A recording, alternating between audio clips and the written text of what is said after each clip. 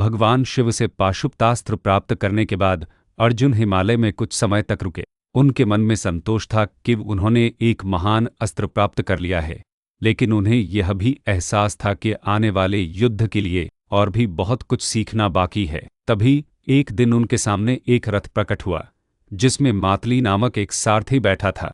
मातली ने अर्जुन से कहा, हे अर्जुन, मैं आपके पिता देवराज इंद्र का सारथी हूँ। आपके पिता आपकी तपस्या और पराक्रम से बहुत प्रसन्न हैं और उन्होंने आपको स्वर्गलोक आने का निमंत्रण दिया है। यह सुनकर अर्जुन बहुत खुश हुए। उन्होंने मातली के साथ रथ में बैठकर स्वर्गलोक की ओर अपनी यात्रा शुरू की। रथ तेजी से आकाश में उड़ने लगा, बादलों को पार करते हुए और सितारों को पीछे छोड़ते हुए। कुछ ही समय में वे स्वर्गलोक पहुंच गए। स्वर्गलोक की सुंदरता अवर्णनीय थी। हर तरफ दिव्य सुगंध फैली हुई थी और मधुर संगीत गूंज रहा था। स्वर्गलोक पहुंचने पर अर्जुन का उनके पिता देवराज इंद्र ने भव्य स्वागत किया। इंद्र ने अर्जुन को गले लगाया और उनसे कहा, हे अर्जुन, तुम मेरे पुत्र हो और मुझे तुम पर बहुत गर्व है। तुम्हारी भक्ति और पराक्रम से मैं बहुत प्रसन्न हूँ। अब तुम्हें इस वनवास के समय का सदुपयोग करना चाहिए। तुम्हें यहाँ रहकर युद्ध की कला और अन्य दिव्य विद्याओं का ज्ञान प्राप्त करना चाहिए।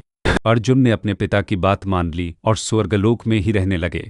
इंद्र ने अर्जुन को सिखाने के लिए स्वर्ग के सबसे महान योद्धाओं और गुरुओं को नियुक्त किया। अर्जुन ने एक एक करके सभी दिव्य अस्त्रों का ज्ञान प्राप्त किया।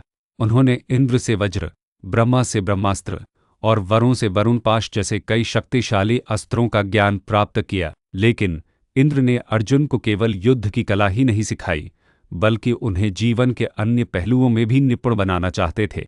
इंद्र जानते थे कि पांडवों को अपने 13 साल के वनवास के बाद 1 साल का अज्ञातवास भी करना पड़ेगा, जहां उन्हें अपनी पहचान छुपाकर रहना होगा। इस अज्ञातवास के लिए अर्जुन को कुछ ऐसी विद्याएं सीखनी थी जो उन्हें उस समय काम आए। इंद्र ने अर्जुन को गंधर्वों के राजा चित्रसेन के पास भेजा। चित्रसेन एक महान संगीतकार और नर्तक थे।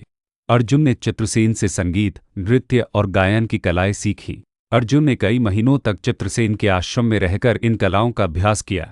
उन्होंने इतनी निपुणता प्राप्त की कि वे स्वर्ग के सभी गंधर्वों में सबसे सर्वश्रेष्ठ बन गए। यह विद्या अर्जुन के लिए बहुत महत्वपूर्ण साबित हुई, क्योंकि अज्ञातवास के दौरान उन्हें बृहन्नला के रूप में एक महिला नर्तकी बनना पड़ा था। स्वर्ग में रहते हुए अर्जुन ने उर्वशी नामक एक अप्सरा के प्रस्ताव को अस्वीकार कर दिया था, जिसके कारण उन्हें 1 साल के लिए नपुंसक होने का श्राप मिला था। इंद्र ने इस श्राप को वरदान में बदल दिया और कहा कि यह श्राप केवल 1 साल के लिए रहेगा और यह तुम्हें अज्ञातवास के दौरान बहुत काम आएगा।